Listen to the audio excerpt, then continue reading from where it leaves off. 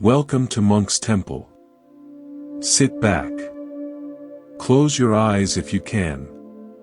Or simply soften your gaze. Take a breath. A long, slow breath in. And an even longer breath out. Feel the weight of your body against the chair, the bed, the floor. Feel the air touching your skin. For the next moments, the world outside can wait. There is nowhere else you need to be. This time is a gift you are giving to yourself. We live in a world that tells us to hold on. Hold on to your ambitions. Hold on to your relationships. Hold on to your grudges. We are taught that our strength lies in our grip. Our minds become like a crowded attic, stuffed with furniture we do not use and memories we are afraid to throw away. We trip over the past and bump into anxieties about the future, leaving no room to stand in the present. But what if true strength lies not in holding on, but in letting go? What if the most powerful thing you can do is to simply open your hand?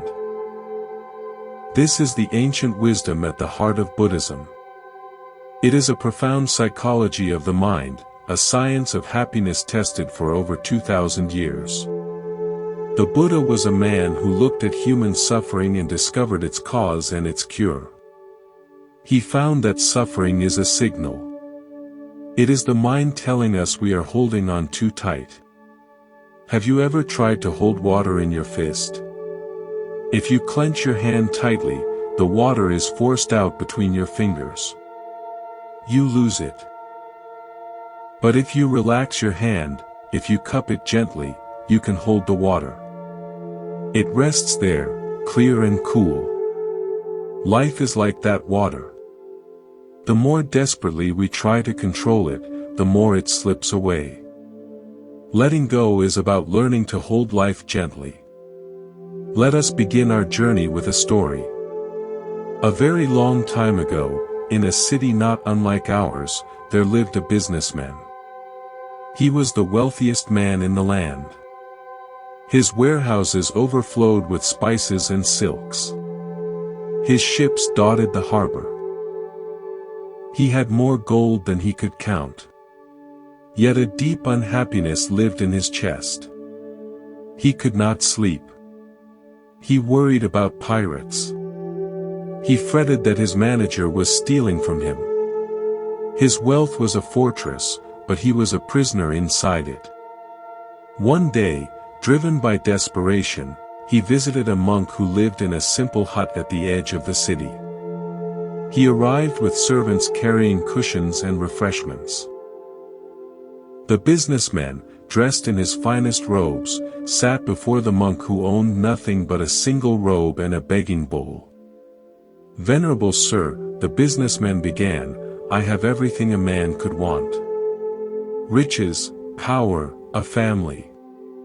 But I am tormented. My mind is a battlefield. Please give me the secret to peace." The monk smiled gently. He pointed to the large ornate wooden chest beside the businessman. "What is in the chest?" the monk asked. The businessman looked at it. "Just essentials for the journey. A change of clothes, some food, a comfortable cushion." The monk then picked up his own simple earthenware begging bowl. It was empty. "My friend," the monk said, "peace does not come from filling your chest. It comes from emptying your bowl.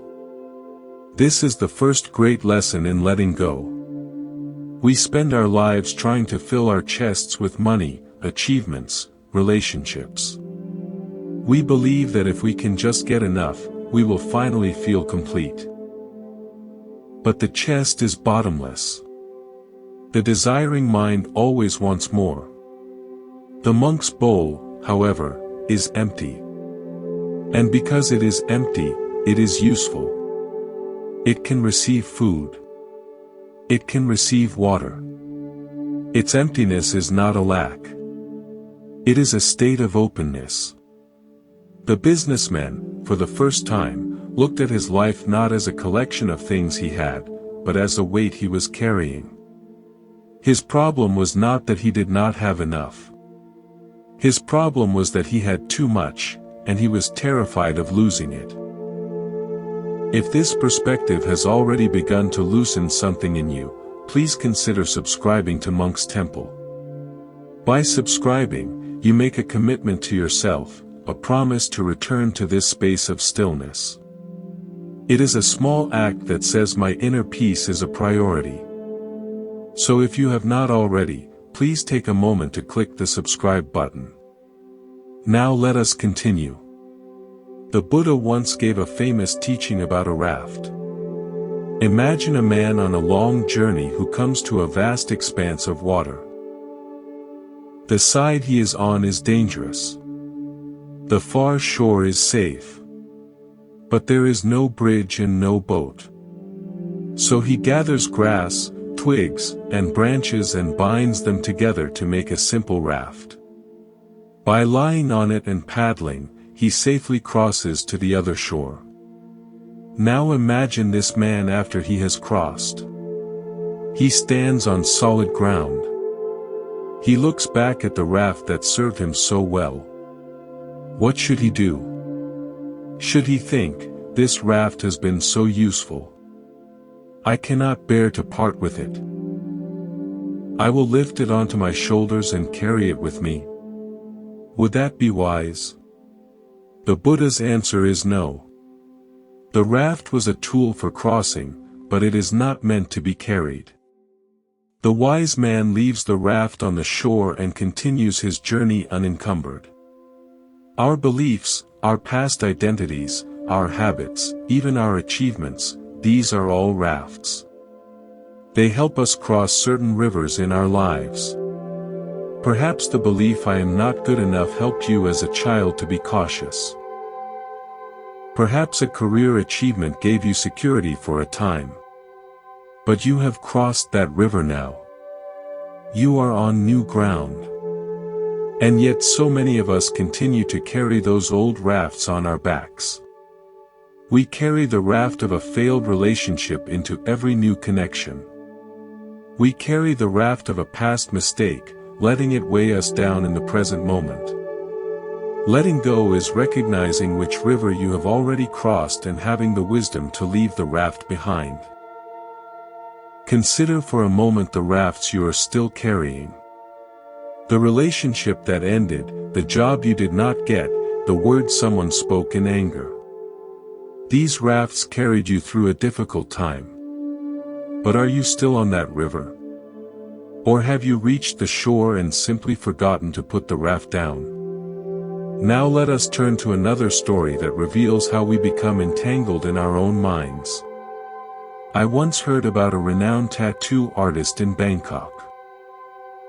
He was an old man, and his hands were a living canvas covered in intricate faded designs he had given himself over 50 years. A young Westerner came to him wanting a very complex, beautiful piece of art on his back. It was to be a symbol of his spiritual journey, a map of the cosmos. The old artist looked at the design and nodded. He prepared his tools. As he began to work, the young man winced at the pain. "It hurts," he said. "Yes," the artist replied, not pausing. "All creation comes with pain." Hours later the outline was done. It was beautiful. The young man was thrilled. He returned a month later for the shading and coloring. Again he endured the pain. The piece was finished. It was a masterpiece. He paid the artist generously and thanked him. A few years later the young man, now older and wiser, found that his spiritual journey had taken him to a different understanding. The beautiful map of the cosmos on his back no longer represented his inner truth. In fact, it felt like a contradiction. He was stuck. He carried this permanent beautiful image that no longer belonged to him. He returned to the old artist in Bangkok. He showed him the tattoo. Master, he said, this once represented everything I believed. But I have changed. It no longer fits. Is there any way to remove it? The old artist looked at him with deep compassion. He shook his head slowly. I can tattoo, he said. I cannot untattoo. You can have it lasered, but it will leave scars. You can cover it with a new design, but the old one will always be there underneath. The only way to truly be free of it is to stop looking in the mirror. The young man was confused. But how can I not see it? It is on my back. I see it every day. No, the artist said, touching the young man's chest over his heart. You see it here. The ink is on your skin. The story is in your mind. The body carries the mark. The wise man does not let the mind carry the story. Let the skin be a canvas of your history. But do not make your mind a museum of your past. We all have tattoos. Some are visible. Most are not. They are the labels we have given ourselves. I am an anxious person. I am not creative. I am the one who was betrayed. I am a success. I am a failure. Life etches these marks onto us. Letting go is not about magically erasing the marks. It is about seeing them for what they are, just marks. They are not you. The real you is the one who is looking at the mirror, not the image in it. You can let go of the story that has grown around the scar. This teaching brings us to another classic story from the Buddha himself, told in a way that might feel familiar, yet its truth is always fresh. A young woman troubled by the world came to the Buddha. She was a good person. She tried to be kind. But she was perpetually angry. Little things would set her off, a slow walker in front of her, a dish left unwashed, a comment from a colleague. This anger she felt was poisoning her life. She asked the Buddha how she could find peace. The Buddha, seeing her distress, asked her a simple question. If you put a handful of salt into a small cup of water, he said, what will happen? The woman replied, the water will become too salty to drink. And if you put the same handful of salt into the clear still water of a large river, the Buddha continued, what will happen then? The woman thought for a moment. The river will not be affected. I could still drink from it. The salt will disappear. The Buddha smiled. Your mind is like the water. The problems of life, the frustrations, the minor irritations, they are the salt. If your mind is small like the cup, the smallest amount of salt will make your entire life bitter. But if your mind is vast like the river, the same salt will have no power over you. It will be absorbed and diluted by your vastness. The problem is not the salt. The problem is the size of the container. Letting go then is not about removing the salt from the world. That is impossible. The world will always have its frustrations. Letting go is about expanding the container. It is about making your mind so vast, so open, so spacious that the little irritations and even the great tragedies when they come do not poison your entire being. They are felt, yes. The salt is still there. But it is experienced within a vastness that can hold it without being overwhelmed. How do we expand the container? We do it by letting go of the smallness. We let go of the ego that says this should not be happening to me. We let go of the story that magnifies the irritation. We let go and we open to the vast clear river-like nature of awareness itself. Consider the salt in your own life today. What are the small frustrations that have made your cup bitter? The traffic jam this morning. The email that annoyed you. The comment from your partner. Now imagine those same frustrations arising in a mind as vast as a river. They would appear, dissolve, and disappear without leaving a trace. This is not a fantasy. This is a real possibility available to you in every moment. The river is your true nature.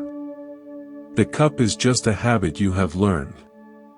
There is a well-known Zen story that speaks directly to the difference between holding on and letting go in the realm of thought. Two monks, an older master and his young apprentice, were walking from one monastery to another. They came to a river that was swollen with spring rain. The current was strong. On the bank stood a young woman in fine clothes, clearly afraid to cross. She looked at the rushing water, then at the monks, with pleading eyes. The young monk looked away embarrassed. Their vows were strict. They were not to touch a woman.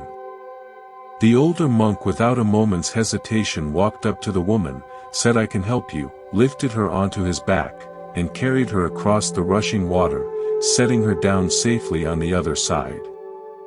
The woman thanked him profusely and went on her way.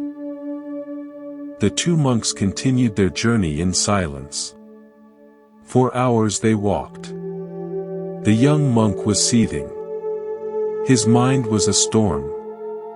He could not believe what his master had done. Finally, as the sun began to set, he could contain himself no longer. He burst out, "Master, how could you do that? You know our vows. We are forbidden to touch a woman. You not only touched one, you carried her across a river. You have broken a sacred rule." The older monk looked at his apprentice with surprise.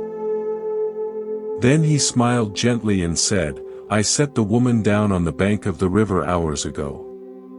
Why are you still carrying her?" This story cuts to the heart of our suffering. The event is over. It happened. It passed. But we refuse to let it pass in our minds. We carry the argument from yesterday, replaying it, refining our witty comebacks. We carry the embarrassment from years ago, feeling the heat rise in our cheeks. We carry the injustice done to us, nurturing it like a fragile plant, watering it with our attention every day. The other person, like the woman in the story, has long since gone on their way, perhaps not even remembering the incident. But we are still on the bank of the river, bent over under the weight of them. Letting go is the conscious moment-by-moment choice to put the person down. To put the memory down. To put the grievance down. It is recognizing that the person who harmed you is no longer there. The situation that caused you pain is over. The only place it exists is in your mind. And you have the key to that prison. You can unlock the door and walk out, leaving the burden behind. Now imagine a great ship, a tall ship with white sails, captained by a man who had sailed the oceans for 40 years. He knew the stars, the currents, the moods of the sea. One day his ship sailed into a violent, unexpected storm. The winds howled. The waves were like mountains crashing over the deck. The crew was terrified. They looked to their captain for guidance. The captain stood firm at the wheel. He did not try to fight the storm. He did not shout at the wind to stop. He did not try to push the waves away. Instead, he did something that seemed counterintuitive. He turned the bow of the ship directly into the oncoming waves. He used the power of the storm to keep the ship stable, riding over the peaks instead of being capsized by them from the side. At the same time, he ordered his men to throw cargo overboard. Heavy chests of gold, bolts of silk, barrels of fine wine, all of it went into the sea. The crew was aghast. "Captain, our riches," they cried. "The ship is our life," the captain roared back over the wind. "The cargo is just weight. We must let it go to ride out the storm." They lightened the ship. Freed from the burden of its precious cargo, the ship was able to rise with the waves. It danced with the storm instead of being crushed by it. When the dawn came, the storm had passed. The ship was battered but afloat. The crew was safe. They had lost their wealth, but they had kept their lives. And the captain, looking at the empty deck, felt a profound peace. The storm had taken everything non-essential. It had stripped him down to what mattered most: his ship, his crew, his breath, the rising sun. We all sail into storms. The loss of a job, the end of a relationship, a health crisis, a period of deep uncertainty. In those moments our instinct is to grip tighter, to hold on to our identity, our lifestyle, our plans, our cargo. But the storm demands the opposite. It asks us, what is essential? What can you let go of so that you, the real you, can survive? The storm is a fierce teacher. It shows us that our gold and silk are just weight. Letting go of them is not a loss. It is the price of our freedom. Consider what cargo you are carrying today. What have you been gripping so tightly that your knuckles have turned white? What weight could you throw overboard right now that would allow you to rise with the waves instead of being pulled under by them? The storm will pass. It always does. The question is whether you will still be there when it does, or whether you will have been dragged down by the weight of things that were never essential to begin with. This is a modern story, a small observation from everyday life. A friend of mine has a young energetic puppy. One day while playing in the garden, the puppy noticed its own shadow for the first time. It was fascinated. It barked at the shadow. The shadow barked back silently. The puppy pounced on the shadow. But every time it landed, the shadow simply reappeared under its paws. The puppy chased the shadow around and around the garden faster and faster until it was exhausted, panting, and utterly confused. It could never catch it, never defeat it, never possess it. Finally exhausted, the puppy stopped. It lay down in the sun, its head on its paws, and closed its eyes.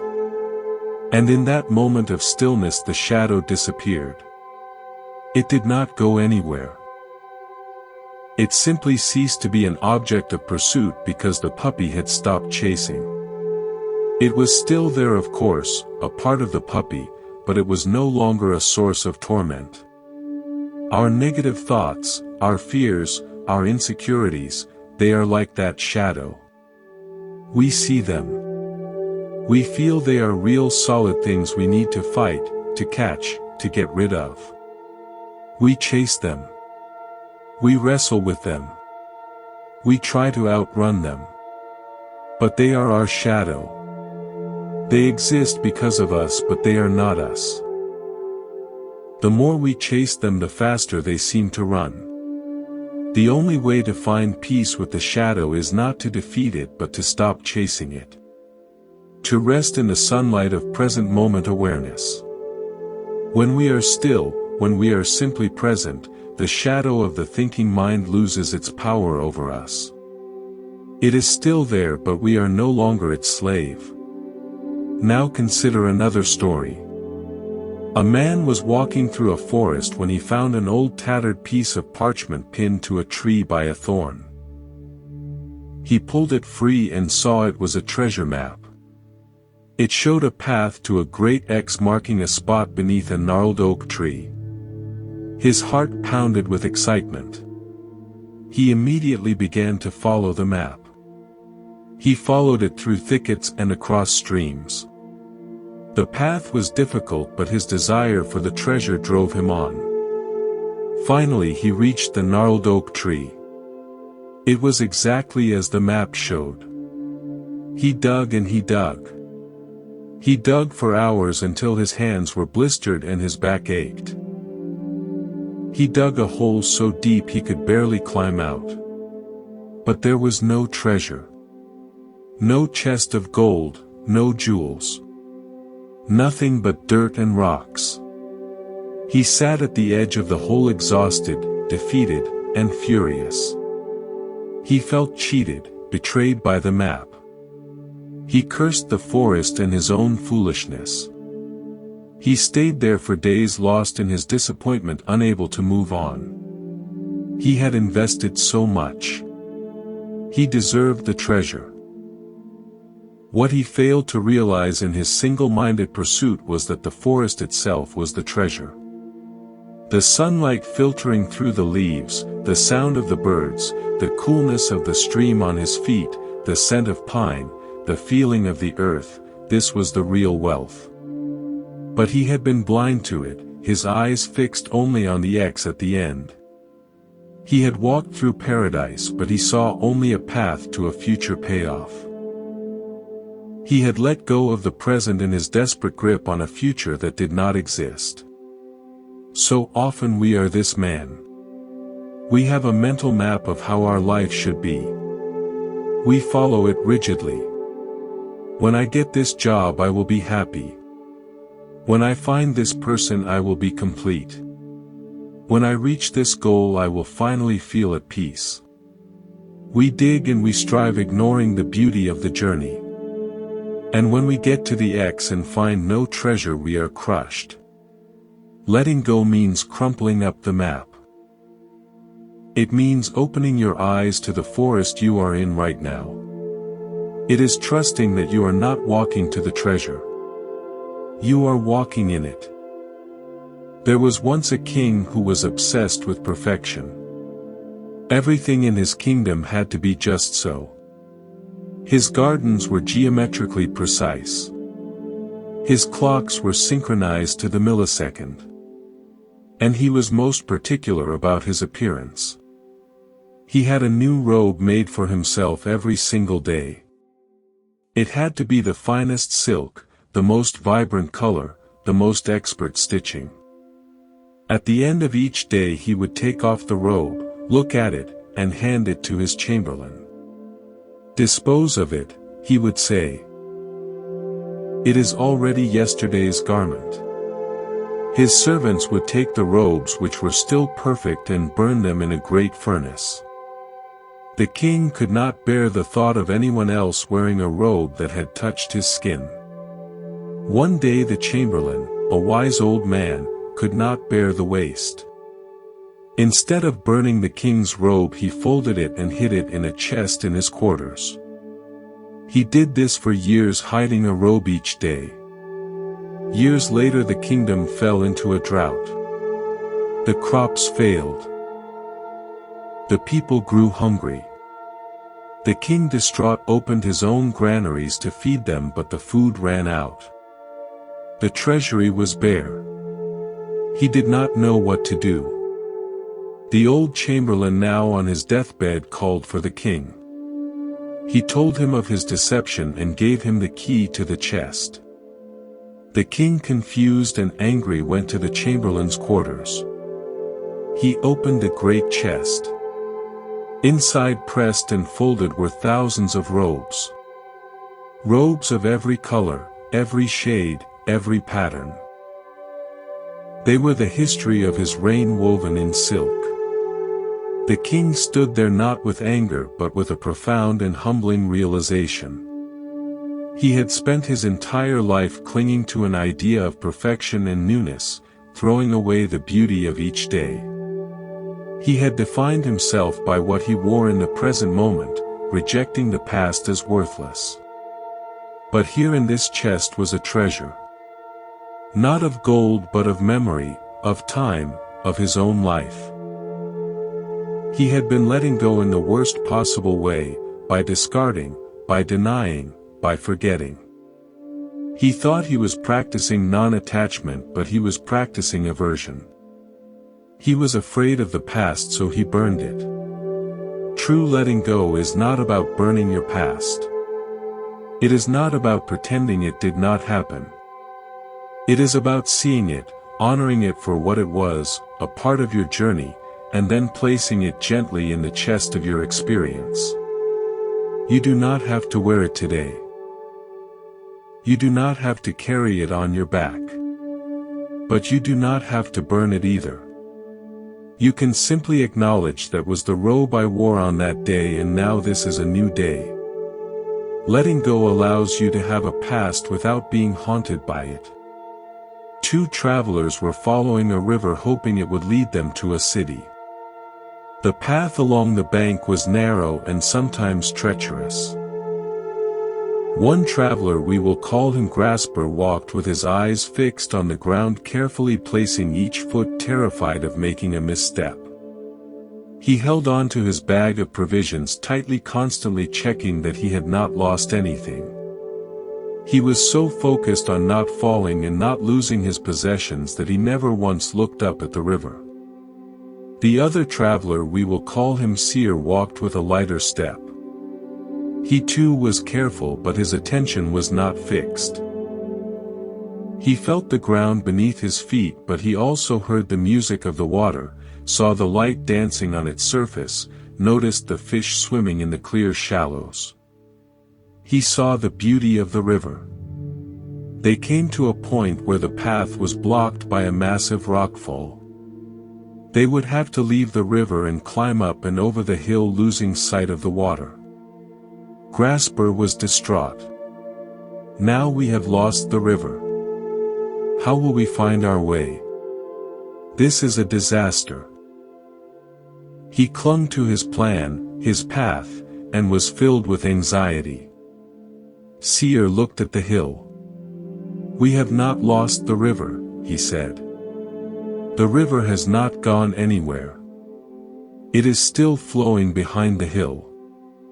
We cannot see it right now, but its presence is still here. We can hear its sound. And we know that on the other side of this hill we will find it again. They climbed the hill. Grasper was miserable the whole time, complaining about the lost river. Seer noticed the wildflowers on the hillside, the view of the valley below, the cool breeze. When they descended and found the river again, Seer smiled. Grasper simply sighed with relief. Grasper was attached to the experience of the river. Seer was connected to the essence of the river. When we let go of our attachment to how things should be, the smooth path, the constant companionship, the predictable outcome, we open ourselves to how things are. The river of life never stops flowing. Sometimes it is in sight. Sometimes it is behind a hill. But it is always there. Letting go is trusting the current even when you cannot see the water. In a small village there lived a woman who was a master potter. Her pots were famous throughout the region for their perfect shape and incredible strength. People would travel for days just to buy one. She had a young apprentice who was eager to learn her secret. The apprentice watched her work every day.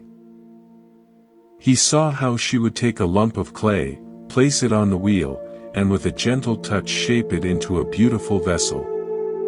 One day he asked her, "Master, what is the secret to making a pot so strong that it never cracks?" The potter smiled and held up a lump of unfired clay. "This clay," she said, "is full of tiny air pockets. It has its own will, its own stiffness. If I were to force it into a shape on the wheel it would resist. The walls would be uneven, and when it is fired in the kiln the stress would cause it to crack." She then pointed to a bucket of water. "Before the clay can become a strong pot it must learn to let go. I mix it with water until it becomes soft and smooth, until every air pocket is gone, until it has no will of its own left. Only then, when it is completely surrendered, can I place it on the wheel. And because it has let go, I can shape it into any form. And when it is fired, it becomes unbreakable. Its strength comes not from its initial rigidity but from its willingness to become soft. Our minds are like that clay. We come to life with our fixed ideas, our rigid opinions, our stubborn sense of how things should be. This rigidity is what makes us fragile. The smallest challenge, the slightest criticism, feels like a crack forming. We are afraid of the water of experience because we think it will dissolve us. But the water does not destroy the clay. It prepares it for the fire. It allows it to become something new, something stronger. Letting go is the process of allowing our rigidity to soften. It is letting the water of life with all its uncertainty and change soften our fixed positions. It is only from this place of soft open surrender that we can be shaped into something beautiful. And when the kiln of life's difficulties fires us, we emerge not broken but unbreakable. A brilliant university professor once came to visit a Zen master to learn about Zen. The professor was full of his own knowledge. He had read countless books, written many papers, and held prestigious titles. He dominated the conversation from the moment he arrived, explaining his theories, his interpretations, his understanding of the world. He spoke without pausing, eager to show the master how much he already knew. The master listened patiently. Then he suggested they have tea. He brought out a beautiful antique teapot and 2 cups. He began to pour tea into the professor's cup. He poured until the cup was full. But he did not stop. He kept pouring. The tea rose to the rim and then began to spill over, cascading down the sides of the cup and onto the saucer and then onto the polished wooden table. The professor watched in shock. "Stop," he cried. "Can you not see? The cup is full. No more will go in." The master stopped pouring and smiled.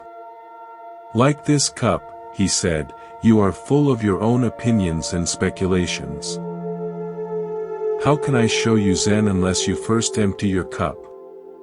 This is the fundamental prerequisite for letting go. You cannot let go of anything if your hands are already full. They are full of the past. Full of certainties. Full of the ego's need to be right.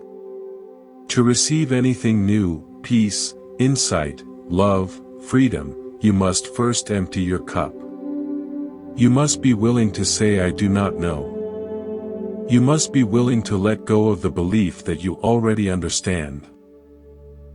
The mind is a wonderful servant but a terrible master. It loves to fill itself with knowledge and then mistake that knowledge for wisdom. Wisdom is not a full cup. It is an empty cup ready to be filled by the present moment. A man was walking through a beautiful forest when he walked straight into a spider's web. The silken thread stuck to his face and hair. Annoyed, he brushed at it, but the web only clung more stubbornly to his hand. He wiped his hand on his shirt, but strands of web transferred to the fabric. He picked at them, but they just broke into smaller, stickier pieces. The more he tried to get rid of the web, the more entangled he became. He spent the next 10 minutes in a growing state of frustration, slapping at his clothes and hair, making a spectacle of himself, until he was a sweaty, irritable mess covered in nearly invisible threads. He did not notice another traveler who had also walked into a web just a few feet away. This second man, upon feeling the web on his face, simply stopped. He calmly raised a hand, gently pulled the main strand away from his face, and with a soft breath blew the rest of it from his fingers. The web floated away on the breeze. The whole interaction took 3 seconds and he continued his walk unruffled. An insult, an unexpected problem, a minor failure, these are the spider's webs of life. They are sticky but only if we engage with them. The first man's problem was not the web. It was his frantic aggressive attempt to control it, to eliminate it, to fight it. That very struggle made the web real, made it stick. The second man understood the web's nature. It is light. It is insubstantial. It only has the power you give it. He touched it lightly, acknowledged it, and let it go. It was nothing. Letting go is realizing that most of the things that bother us are just spiderwebs. They have no real substance. They only become heavy and sticky when we slap at them with our thoughts, our anger, our resistance. To let go we must meet the small irritations of life with the same lightness. Acknowledge the web. And then gently blow it away. Finally we arrive at one of the most beautiful and essential metaphors in all of Buddhism, the lotus flower. The lotus is a flower that grows in muddy murky water. Its roots are firmly planted in the sludge at the bottom of the pond. The stem pushes up through the cloudy water and finally the flower blooms on the surface, pristine and pure, untouched by the mud from which it came. This is the ultimate image of letting go. The lotus does not waste its energy fighting the mud. It does not try to push the mud away, to purify the water before it grows. It simply uses the mud. It takes the nutrients from the filth and transforms them into beauty. The mud is not its enemy. The mud is its home, its food, its foundation. We often think that we need to get rid of all the mud in our lives before we can be happy, before we can be at peace. We think we need to erase our painful past, eliminate our negative emotions, and destroy our flaws. But the lotus teaches us something different. It teaches us that our struggles, our sorrows, our mistakes, this is the very mud from which the flower of our awakening can grow. Letting go does not mean you escape the mud. It means you stop fighting the fact that you are in it.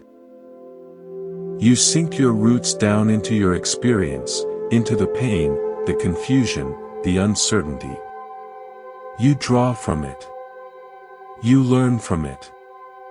You allow it to nourish you. And then you grow. You reach up through the murky water of your thoughts and you bloom in the sunlight of awareness. The flower is not separate from the mud.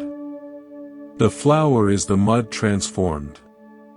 Consider your own life through the lens of the lotus.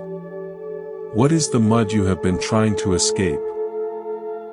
What painful memories, what difficult emotions, what perceived failures have you been pushing away? The lotus does not push the mud away. It embraces it. It transforms it. Your struggles are not obstacles to your peace. They are the very soil from which your peace can grow. When you can see your difficulties this way, you stop fighting your life and start living it. There is a story about a young woman who came to a monastery seeking guidance. She was accomplished in her career, successful by any external measure. Yet she felt empty inside. She told the monk she had achieved everything she set out to achieve and now she did not know what to do next. The monk listened and then asked her to fetch a glass of water. She did so and placed it before him. He then asked her to hold the glass out in front of her. She did. 1 minute passed. 2 minutes. 5 minutes. Her arm began to tremble. 10 minutes. Her arm ached. 15 minutes. She was in pain. "My arm hurts," she said. "I cannot hold this any longer." The monk said, "Put it down." She placed the glass on the table with relief. The weight of the glass did not change, the monk said. It was always light. But the longer you held it, the heavier it became.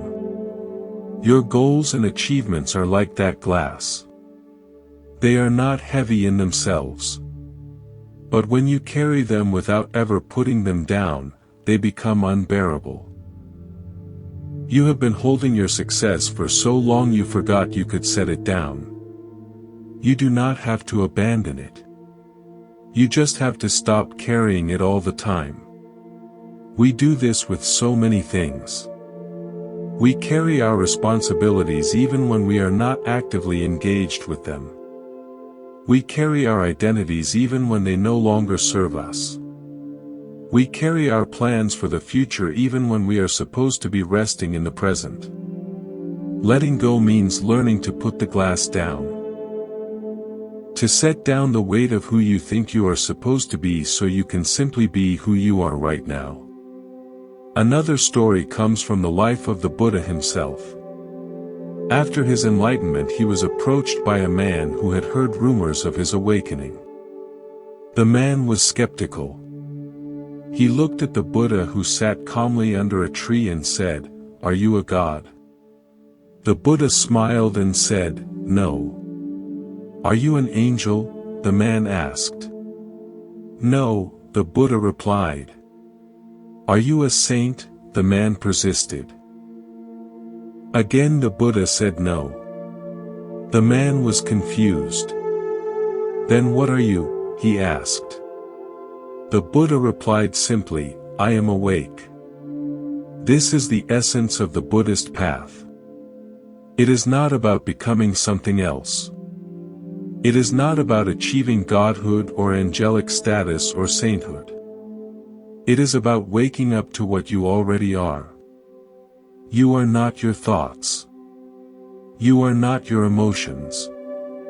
You are not your achievements or your failures.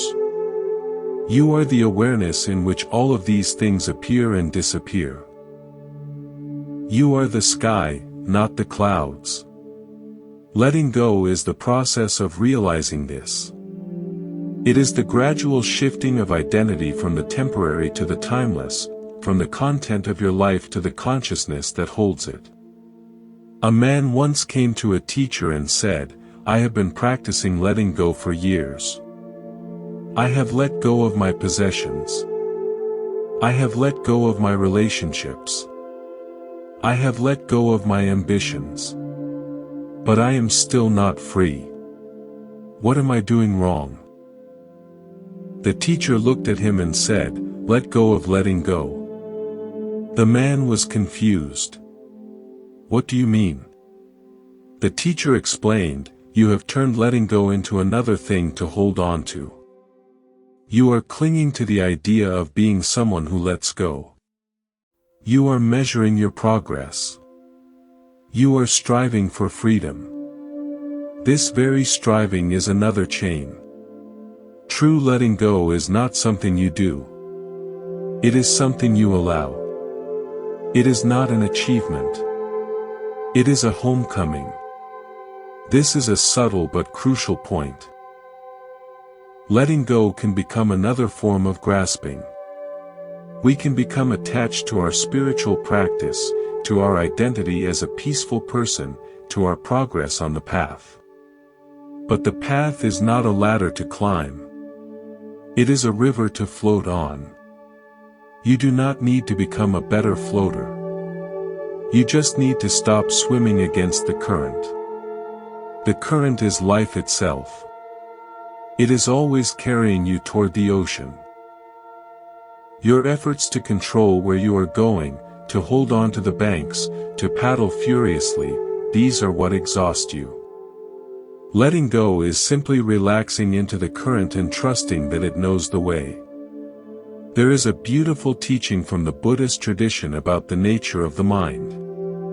It is said that the mind is like the surface of a clear lake. Thoughts are like birds flying across the sky above the lake. They come. They go. They leave no trace. But we do not experience our minds this way. Instead, we grab hold of each bird as it passes. We examine it. We judge it. We build a nest for it and invite it to stay. Soon the sky is filled with birds we are trying to manage, and we cannot see the clear blue beyond them. The practice of letting go is simply allowing the birds to fly. You do not have to chase them away. You do not have to invite them to stay. You just let them be birds doing what birds do. They come. They go. And underneath it all, the sky remains unchanged. You are that sky. The thoughts are just visitors. When you know this deeply, you stop being troubled by your mind. You stop believing every thought that arises. You rest in the vast open space of awareness and watch the birds fly by. A woman once came to a meditation retreat carrying a heavy burden of grief. Her son had died 2 years earlier and she could not move past her sorrow. She told the teacher, "I have tried everything. Therapy, support groups, medication. Nothing helps. The grief is still there every moment." The teacher asked her, "Where is the grief right now?" She pointed to her heart. "It lives here." The teacher said, "Close your eyes and find the exact location of the grief. Is it in the center of your chest? Off to one side? Does it have a shape? A color? A temperature?" The woman closed her eyes and investigated. After a few moments she opened them and said, "It is not where I thought it was. When I look closely, it is more like a pressure that shifts. It does not stay in one place." The teacher said, "Keep investigating. Do not try to make it go away.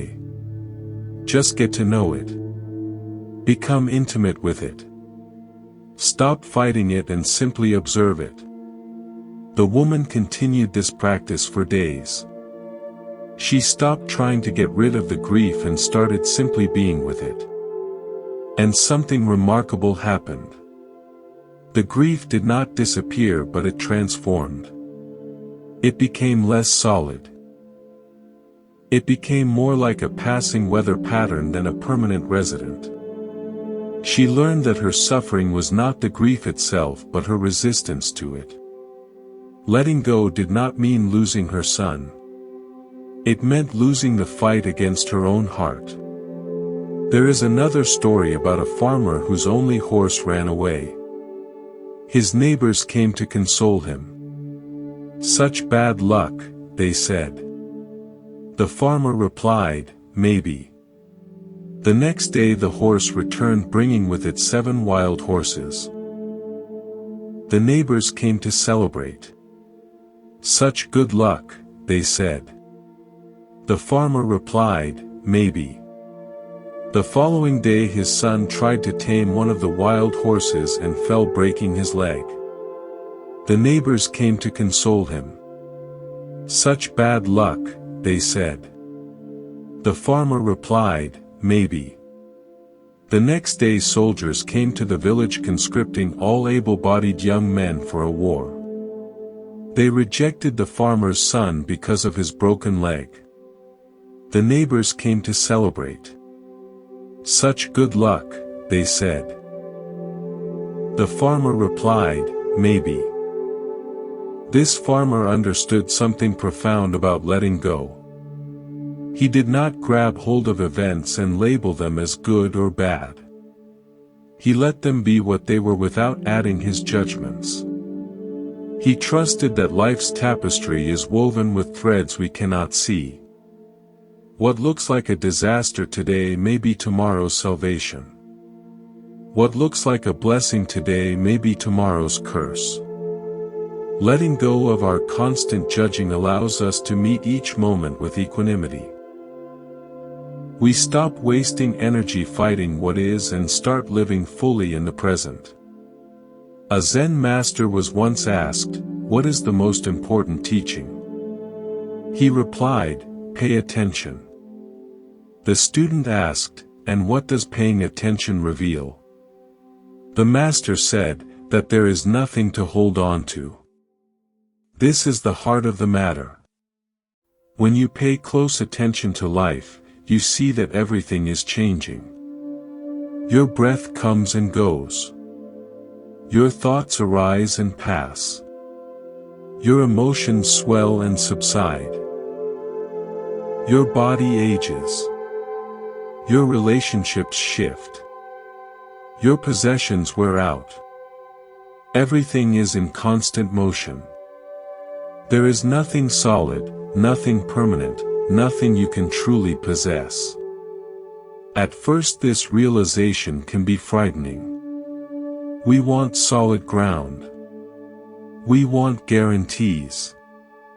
But if you look deeper, you will see that this constant change is not a problem. It is a liberation. If everything is changing, then your suffering is also changing. Your pain is also changing. Your difficulties are also changing.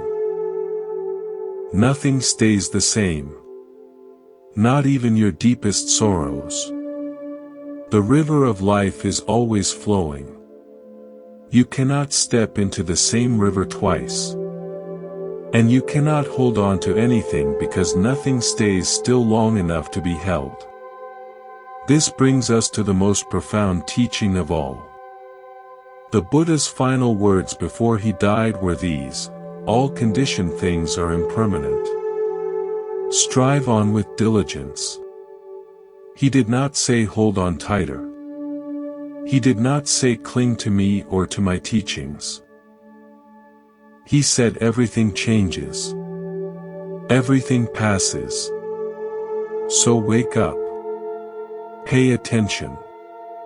Do not sleepwalk through your life. Letting go is not something you do once and then you are done. It is a practice you return to moment after moment, day after day. You will forget. You will grip tightly again. You will find yourself carrying old rafts and fighting spiderwebs. This is not a failure. This is being human. The practice is simply to notice. To notice when your hand is clenched. To notice when your mind is carrying a burden. And in that moment of noticing, to have the compassion to gently, ever so gently, open your hand. There is a story about a monk who spent 20 years in a cave meditating. When he came out, someone asked him what he had learned. He said, "I learned that thoughts are like visitors. Some are welcome. Some are not. But none of them stay forever. The trick is not to invite them to move in." 20 years to learn something that simple. And yet we spend entire lifetimes without learning it at all. Consider your own mind right now. What thoughts are visiting? What memories are knocking at the door? What worries are asking to come in and stay a while? You do not have to be rude to them. You do not have to slam the door. You can simply say, "I see you. I acknowledge you. But I am not available for a long visit right now."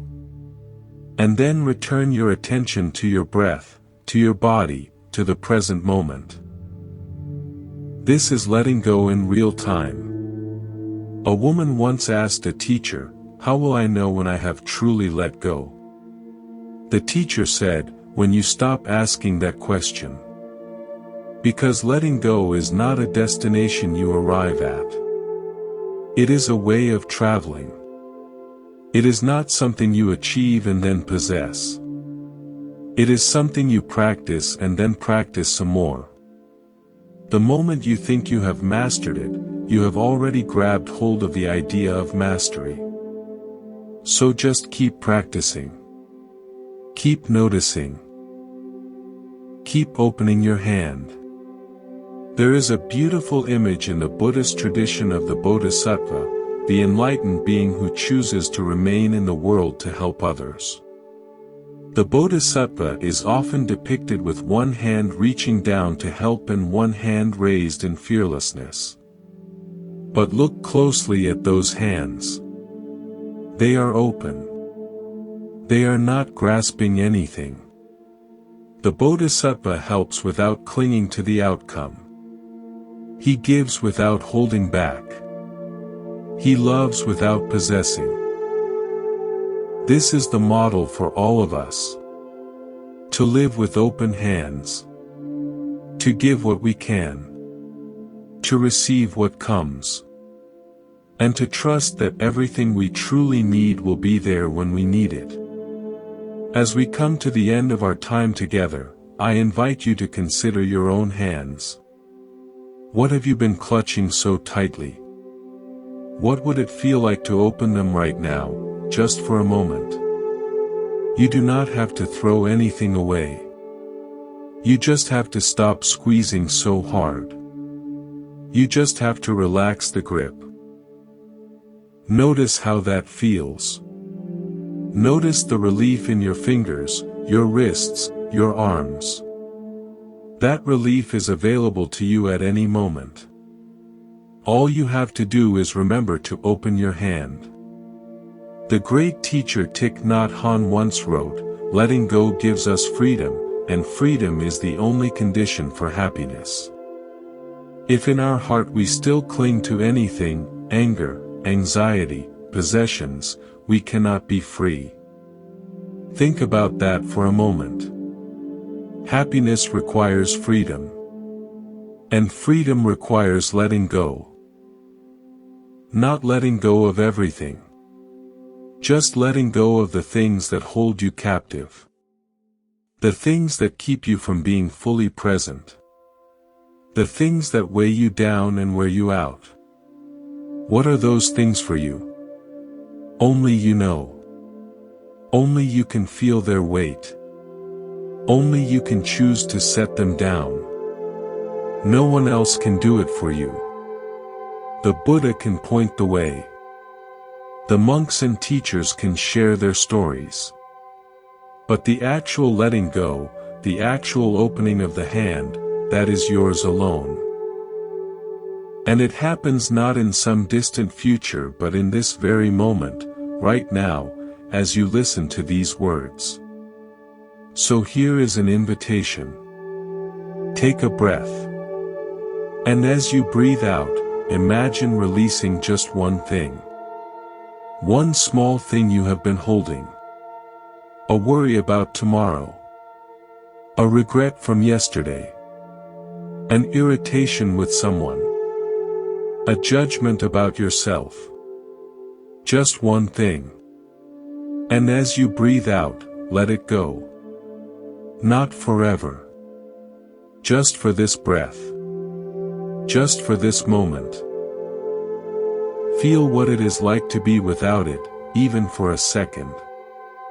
That feeling, that lightness, that is your true nature. That is what is left when you stop adding weight to your own shoulders.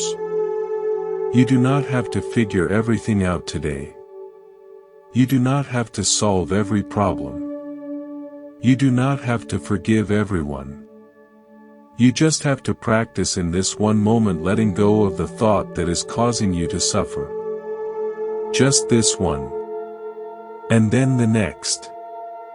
And then the next. As you go forward from this space, carry this image with you, the image of the lotus rooted in the mud blooming in the sun. You are not here to escape the world. You are here to bloom within it. And the only way to bloom is to let go of the weight you were never meant to carry. Thank you for spending this time with me at Monk's Temple. May your path be light and may your heart be open. May you remember in every moment that you have the power to let go. May you discover again and again that what you seek is not in the future or the past but right here in the stillness of your own awareness.